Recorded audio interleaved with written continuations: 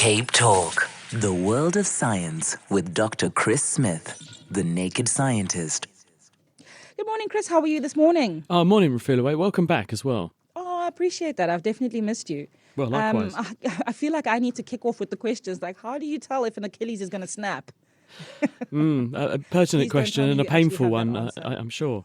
But the answer is we don't. And it's one of those things that it doesn't go until it goes. And when it goes painfully, as you know. And then what's the treatment? Well, unfortunately, for a tendon, which is about the size of your thumb, it's very thick and tough. To fix that takes a long time. So then you just have to do nothing and sit down and not put any strain and load on it. And you can obviously pin these things together. They can stitch them together to make sure they fix. But tendons heal really slowly. And the reason they heal very slowly is because to give them their strength, they are relatively lacking in blood vessels.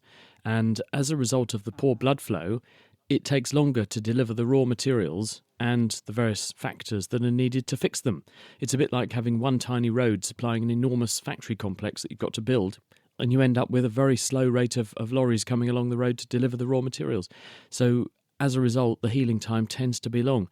Hopefully, it's not going to happen to you again. I kind of had a feeling you would have an answer, but I didn't realize you'd have such a thorough one.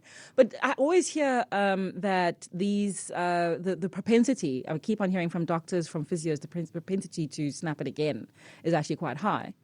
Well, the thing to bear in mind is that the way that humans are assembled is that there will be flaws in all of us. I remember when I was first at medical school, they gave us this handout at the beginning of a lecture in our sociology course, and it said a healthy person is one who has been inadequately screened. And it's so true. There are skeletons lurking in the health closet for every single person listening to this programme, us two included. And because we have these fundamental flaws built into us, and they're different in every single person, if you have something happen to you, that automatically changes the chances of anything else happening or something else happening, because it immediately tells us that this is one particular problem in the way that your body is made. And everyone's an individual. And so what we're doing, and increasingly this is really relevant in the modern medical era, because I was having a conversation this week with somebody who's right at the heart of this whole concept of big data in medicine.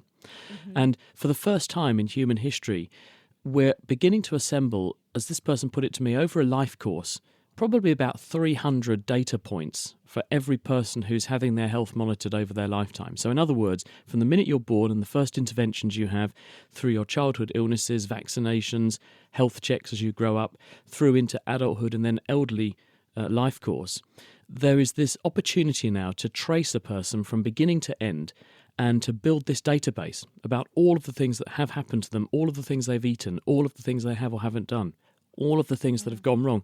And this has enormously powerful predictive ability, in the same way that Facebook, Twitter, and all kinds of different online advertisers can decide what adverts to put in front of you because they know more about you than your own wife, husband, brother, sister does.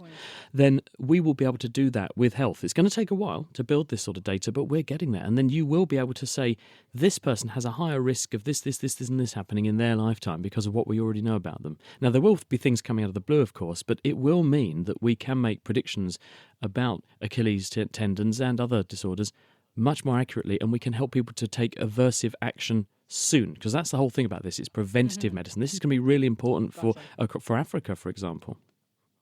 Right. Dawn asks, why are ginger genes recessive? Is it true that red hair will be gone in a century or two? Well, the reason is that, and ginger genes are themselves, let's define what recessive and dominant means. Recessive just means that the effect of the gene is only visibly manifest when you have two copies of that gene present in your body as opposed to just one. So let me explain what I mean by that. You have two of each of your chromosomes, two number ones, two number twos, and so on. Now, if I have a gene on chromosome number one and it produces a very visible manifestation, and I have a gene on chromosome 2 that does the same job, but it produces a very invisible manifestation, they both control the same part of the body, I'm going to mainly see the effect of the first gene, not the second. Really good example of this, let's take skin colour for an example. If you have a gene that gives you white skin, and you have a gene that also adds extra melanin to make the skin darker, if you've got that gene next to, say, a white gene next to a black gene, you're going to have a baby that looks more black than white. And the reason is that if you take a white canvas and you add paint to it, doesn't matter what colour the paint is, you're going to see the effect of that paint. But if I start with a gene, therefore, that is dominant, a dark gene, a dark skin pigment gene, is going to have a more dominant effect than a white skin pigment gene. That's where it goes from. So the gene could be diluted out, as in ginger people will carry those genes. Those genes will be in the population, but they'll be alongside genes that paint over the ginger manifestation, so you don't necessarily see that so visibly in what we call the population phenotype, the way people look. It doesn't mean the genes disappeared. It doesn't mean these people are going to die out mysteriously. It just means the gene is diluted into a milieu, which masks its manifestation, but it could still be, or will still be there underneath in the gene pool. Well, that's a shame, because Prince Harry is hot and spicy. Okay, Zuki asks, good morning, Refilwe. Please ask the naked scientist why crying makes one's voice shake. What effect does crying have on the vocal cords and why? Well, the reason that we cry is because humans are a social species. We're a very visual species, and we look at each other and we learn a lot about each other by what we see and by what we hear. And that helps us to respond to, engage with, protect, nurture and aid each other, which for a social species is how we become so successful. So part of the manifestation that makes you cry is that your nervous system is making all of these other things happen, such as your facial colour changes. You also produce tears, and you tend to change your muscle tone. It changes the way you breathe, and all of these things, because breathing is intrinsic to the way that you speak, all of these things are going to affect your voice as well, because the muscle tone in your vocal cords is changing. Okay, and hence the voice shaking. And then Sid asks, why are we still unable to predict the weather accurately? Thank you, Sid. There are weather futures that I'd like to buy when you get this answer. I dispute that we're not able to predict the weather accurately, Sid. In some places, it's extremely good. And for example, we were talking on the programme last week, and forgive me because you missed it, but maybe you've caught up on the internet. I don't know, Refilwe, but we were talking about an experiment we've got going down this weekend. We're going to send a balloon to the edge of space, and we're going to play screams from listeners in a computer that we've put onto that balloon, so we can test the claim that in space, no one can hear you scream. So our balloon will get to nearly the edge of space, and it's going to be heading all the way up there. And the point is that it's going to have to come all the way down again afterwards. And we need to know where, because we've got to go and get it, and we don't want it landing also in a heavily populated area. So we've been watching the weather forecast over the last week, and the predictions are staggeringly accurate day after day after day. And the reason for this is that in some parts of the world, and the UK is lucky enough to be one of them, the resolution of prediction is nearly down at the level of a square kilometre. As in, the way that they're predicting weather is that they have a computer which covers the size of a football field, supercomputer, which is taking measurements from all over the place and integrating those measurements and looking at how the weather is changing all around the world, integrating all that information, and it runs a model. It's got a computer program that pretends it's the UK, and it can make very, very detailed predictions down on those bits of the Earth's surface. So we can predict the weather really rather accurately when it matters and where it matters, and if you're willing to invest in the technology, know-how and the people to do it. In other parts of the world where we don't have as much data to put into our powerful computers, you're not going to be as lucky. So in some areas, you won't get as good a weather forecast because there just isn't the raw data to make those predictions yet. Very similar to what you were talking about, the big data in medicine. Interestingly. Yeah, quite. Karen, good morning. What's your question in Tamboerskloof? Hi, good morning. So I'm a convenience shopper. I buy food at Woolworths, pop it in the microwave, and I've always thought that it's quite healthy because I'm just using steam to cook veg and so on. But then I recently read that the microwave actually breaks down the nutrients in the food, firstly, and then secondly, that the plastic container that you're using releases, whatever bad stuff, and that goes into the food, and that we're actually harming ourselves and our children through that. And now I'm in such a conundrum. What do I do? Do I continue doing that? So I wanted to know, what should I do? Well, what do you think, Chris? You will be in a much healthier state through eating the vegetables than you would be were you not eating the vegetables. So however you choose to cook them, you're still better off than someone who is electing not to eat any vegetables or the right amounts of fruit and vegetables. That's the first point. Second point is, why does microwaving both help and hinder? The reason for this is the way a microwave oven works is that it produces microwaves at about 2.5 gigahertz. That's 2.5 billion waves every second. And that frequency is important. It's chosen because when the waves interact with the foodstuff, they make the water molecules in the foodstuff vibrate and shake. And that's where the heating comes from. It's a bit like you rubbing your hands together 2.5 billion times a second. That vibration is what imparts energy to the food. But because the microwave is a wave and it produces hot spots and cold spots, which is where the waves are at a peak or a trough, then some bits of the food may experience much greater heating or not enough heating, and that's why you have a turntable. But if you put the food perfectly in the middle of the turntable, then some bits of the food are going to go around in the wave and experience different bits of the wave, but some bits of the food, especially in old-fashioned microwaves that don't rotate the standing wave, and you'll end up with hot spots and cold spots which will obliterate the vitamins and nutrients in the food because you get superheating in those areas. If you use a microwave diligently and with more modern generations of microwaves, which actually do rotate or change the pattern of the waves which are being produced to heat the food, this should be a much reduced chance. In terms of plastic going into the microwave, I would be very cautious about that, and I think you're right to be worried about that, because many of these plastics, there's many that are now proven to be microwave safe, but there are many that aren't, and it's very easy to confuse them. And what can happen is if you make some of these plastic stuffs hot, they can release chemicals from the plastic, which are called plasticizers.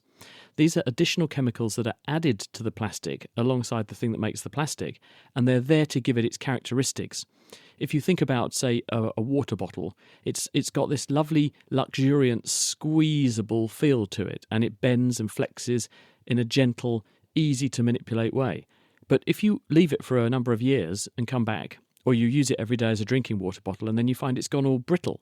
And the reason it's gone all brittle is because these molecules that are added to give it those beautiful bendable characteristics, the plasticizers, have all come out and gone into the water and you've drunk them. So the same thing can happen, but in an accelerated rate, because with higher temperature it goes faster. The same thing can happen with microwaving plastic. So I would make sure that your plastics are microwave safe and that they're not going to impart these plasticizers to your food. I would definitely keep eating the fruit and vegetables. And the benefit of microwaving fruits and vegetables is that you don't leach out all the goodies into the water. Because if you boil things, you lose the goodies into the water unless you use the water to make soup or gravy. So I would say the microwaving of vegetables is probably not bad. It's very convenient. It's very easy, especially if trying to feed your kids in a hurry if you're a working parent. And it's much better to feed the vegetables than no vegetables, even if they've been microwaved. Brilliant. Karen, feeling safer or less safe?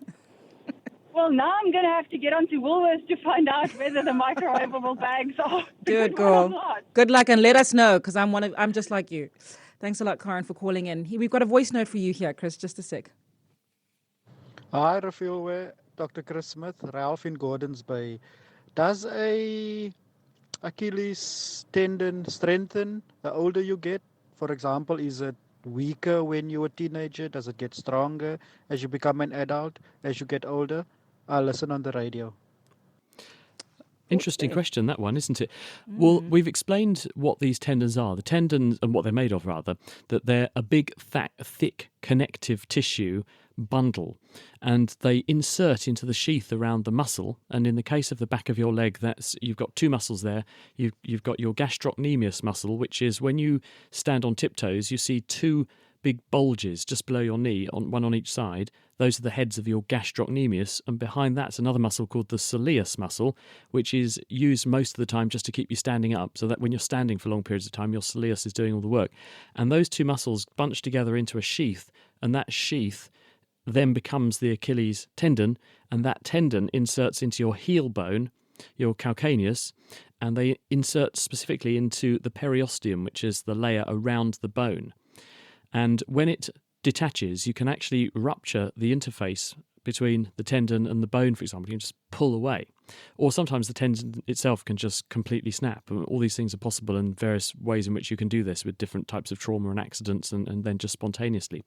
But as with any part of the human body, really, the more that you use it, the stronger it becomes. This goes for your brain as well. Actually, the more you coach yourself in doing something, the better you become at doing that one thing. The more exercise you do, the stronger your muscles become. And if your muscles become stronger, there is a secondary strengthening of the other things that those muscles work on, which are the tendons and the bones they insert into and the attachments. So the more exercise you do, then actually up to a point, the stronger these things are going to be. But if you overdo it, or in some vulnerable people, because there will always be exceptions, you can end up with too much force being transmitted into the bone, and you can actually cause this avulsion or this injury.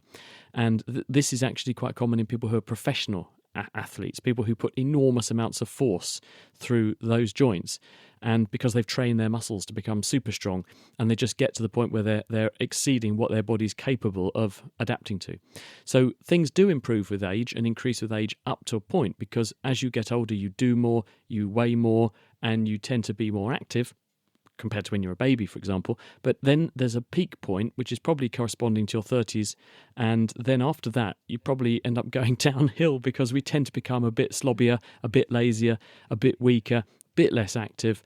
And especially in older people, they tend to get quite enfeebled as they are. I mean, it depends on how active they are, but as they get less and less active. So as a result, you have a use it or lose it thing going on. So if you don't use something, it will weaken as well. And so I think there's probably a peak, and there's an optimum amount of exercise. And beyond that, you don't get any more gains, and you're putting yourself at higher risk. Gotcha. So over time, it's actually a bit degenerative as well. We've got a question here. Why do our eyelids sometimes twitch uncontrollably and often? It's irritating, that. And this is quite common. And lots of people get this and then they think, oh my goodness, am I developing some kind of neurological degenerative disease? The answer is that your eyelids have lots of tiny muscles in them. Those tiny muscles are organised into groups of muscles, a motor unit, and that group of muscles, the motor unit, is supplied by an individual motor nerve cell, a motor neuron. And for some reason, spontaneously, known best to that motor neuron, it goes into patterns of spontaneous discharge from time to time, and it recruits that squad of muscle fibres and causes them to contract. And it doesn't just fire once, it fires off in a barrage. And then whatever systems are in place in the nervous system to rein in inappropriate muscle movements then turn off the motor neuron again. And this tends to happen more when we're tired, it tends to happen more when we're stressed, and it also tends to happen more when we've had a lot of things like coffee. So if it's happening to you a lot, then you could look at those three factors and ask, are there any things that I can reduce or improve on?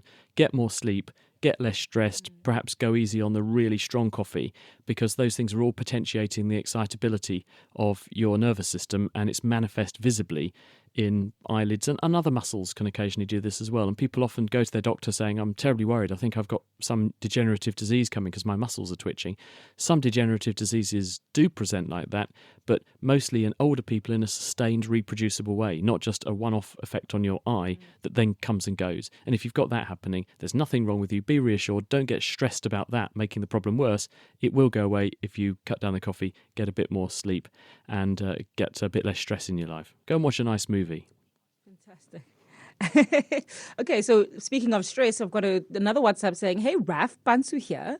Burnout, what is it and how can you avoid it? Well, I think that burnout is a subjective term, which means different things to different people. But what we generally agree on when we're defining burnout is that someone who has burned out becomes physically and mentally exhausted. And this can be a consequence, rather like me most of the time. But the reason this tends to happen is people end up losing their sense of control. It's another definition, I think, of burnout is severe stress. And when do people feel stressed? They feel stressed when they feel that they don't have control over the outcome of a situation. People can tolerate enormous amounts of stress and demand, and they can work very, very hard, especially if they know that they can actually press the big red off button at any point. They're controlling the game. They're in command of what's going to be their destiny.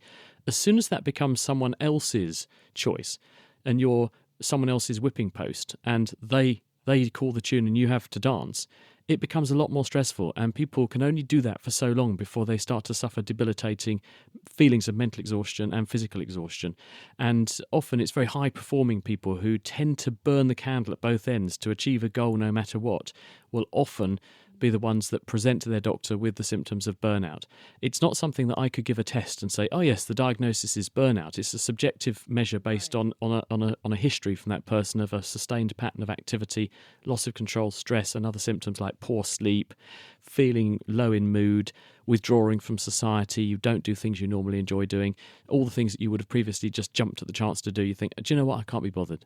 And if you're in that sort of situation, then you may be bordering on or have developed a sort of burnout state. But luckily, it can be reversed. It can. Colleen wants to know whether it's normal to feel clear-headed on some days and slower on others. Do you know what? I didn't feel very clear-headed before this programme. And do you know the reason for that was at 4 o'clock this morning, my smoke alarm went off. And it decided to just go off for no reason. And of course, you leap out of bed thinking, oh my goodness, what's going on? I suspect the battery was flat, or it's been hot, so the windows have all been open. Someone probably lit a bonfire and some smoke came in the window or something, and it triggered it. And it totally disturbs your sleep pattern. And we only woke up when the person who's taking our kids to school pressed the doorbell and said, we've been sitting outside. We're wondering when the kids are going to come out. And there we are. Just literally falling out of bed. And then I looked at the clock and I thought, oh my goodness, I'm supposed to be talking to Refilway in about 10 minutes. And I had to have a very strong cup of coffee to re-engage my neurological circuits and get myself back in the groove. So I think that's the reason it's the sleep patterns. Gotcha. That makes a lot of sense. Shane wants to know, hi, please ask about lymph nodes. How necessary are they? And can one return to 100% health after the removal of a sentinel node? Lymph nodes are what are dubbed in common parlance your lymph glands. And when people say my glands are up, I've got an infection, those are your lymph nodes becoming enlarged. You have lymph nodes all over your bodies, and they are all connected by a chain of conduits or vessels called lymphatics. And they are absolutely essential, but you can get by if you lose one or two of them. And the way they work is that they drain different dependent tissues. So if you have some mischief going on in one of those tissues, the products of that mischief are carted off on cells called dendritic cells to the lymph node. And so, for instance, if I have a bacterial infection in a patch of skin, then the bacteria will die and shed proteins and other bits of bacterial garbage, which are drained into these lymphatics and grabbed by these dendritic cells. And in a lymph node, the dendritic cells are specialised cells which have long frondy arms. They present these things that they've found in the periphery to all the other elements of the immune system. There are white blood cells called B cells and T cells sitting there that inspect what the dendritic cells have got on offer. And the idea is that you get the dendritic cells showing a T cell and a B cell which want to respond to that particular thing, the right thing in the right context, and that's what kickstarts your immune response. And that's why the glands then swell up, because you start to grow lots of those white blood cells that specifically know how to fight that particular infection. So these lymph nodes are really important as your early warning, first sign or first point of contact / response, early response system to any kind of infection. Fascinating. Thank you so much, Dr. Chris Smith. Always love to hear from you. In fact, we got a WhatsApp saying, oh my word, I love The Naked Scientist. Thank you for joining us, and we can't wait to chat to you again next Friday. Oh, likewise, and welcome back again. Lovely to see you again. Thank you so much. I really appreciate it.